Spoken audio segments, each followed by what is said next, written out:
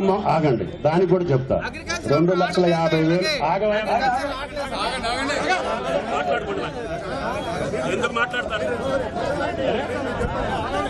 చెప్పేది నేను. 2 లక్షలు ఉంటే వేస్తా, నువ్వు 50,000 కట్టకపోతే నీకు రెగ్యులర్ కాదు, లోన్ రాదు. అంటే ఆ కుటుంబాన్ని మళ్ళీ బాధల్లో పెట్టదలుచుకోలేదు. కుటుంబం రుణ విముక్తులు కావాలి. కుటుంబం రుణ విముక్తులు అయితే నువ్వు 2.5 లక్షలు కట్టి 3 లక్షలు తీసుకో, మాకు అభ్యంతరం లేదు. నువ్వు కట్టిన కాడికి నీ చేతిలోకి రావాలి. నువ్వు ఎంత కడితే అంత. కానీ కట్టకపోతే 10,000 ఎక్కువ ఉన్నా కూడా నీకు లోన్ రెగ్యులర్ చేయడాడు, లోన్ ఇవ్వడం. దానివల్ల నీ కుటుంబం రుణ విముక్తులు అయినట్టు కాదు. కాబట్టి కరెక్ట్ గా రైతులు బాగు కోసం మీరు ఏం చెప్పినా కూడా ఈ ప్రభుత్వం వింటది అని చెప్పి విజ్ఞప్తి చేస్తున్నారు.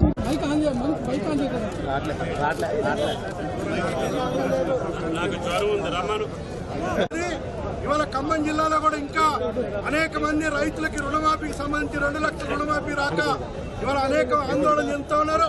దాన్ని ప్రభుత్వం దృష్టికి తీసుకొచ్చి